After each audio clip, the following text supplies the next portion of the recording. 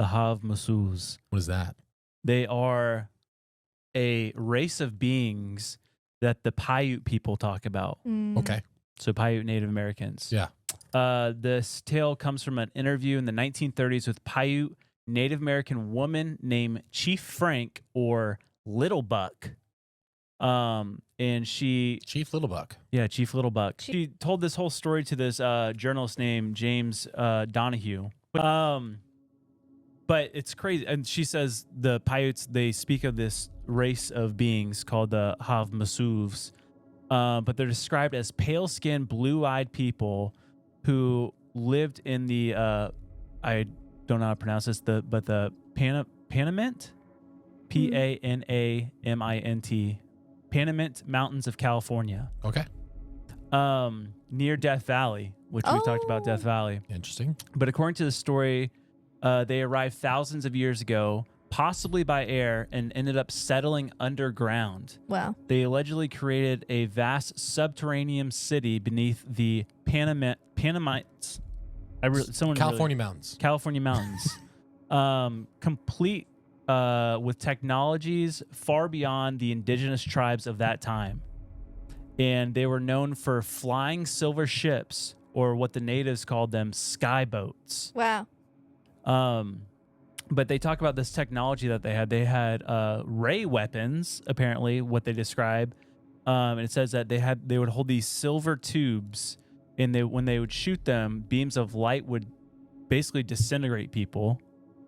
And they called it gliding craft or sky boats, silent, and they said that they could fly great distances over a short time, and sometimes they would see them flying to the stars. And then they had metal tools. The metal tools, that's the one that I thought was absolutely fascinating, because it says that these tools didn't wear out. They were machines that could cut through rock effortlessly. And it said they described them as even melting the rock. Oh my gosh. Which we talked about that before, right. like legends in South America. And even in Egypt, they talk about the way that this stuff is made. It looks effortless, and it looks like it could potentially have been melted rock. Yeah, but that also could explain all those ancient cities that went away with a rapid, intense heat. Yeah. I mean, because it could be used for a weapon and as a tool. Yeah. But they supposedly built massive underground halls in cities carved into marble, complete with lighting that didn't rely on fire, is what they talked about. Oh my gosh. What? The architecture is described as glowing, with the walls that gave off light. And they said that LEDs. compared to like what they described today, it's like they looked like cathedrals of marble underground. Wow. Very similar to the guy that we talked about a couple weeks ago with the Death Valley. That's what I was thinking. Going into this, and it looked like just polished marble. Yeah.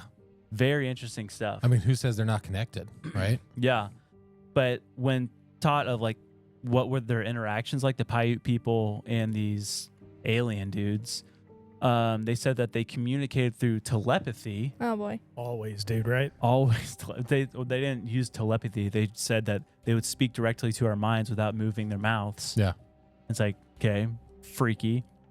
But the initial contact, according to the story, the Paiutes first encountered the Havmasuvs while traveling through the California mountains. The Havmasuvs were not aggressive, and there was a period of peaceful interaction. They would trade knowledge and goods. In some stories, they helped the Paiutes during times of famine and drought. So, I mean, that's very comparable to the Watchers, teaching them skills of agriculture, technology, all that stuff. Yeah. Also, the location, California. I mean, we the Lizard City. We talk about all the Aztecs. I mean, that's, Yeah.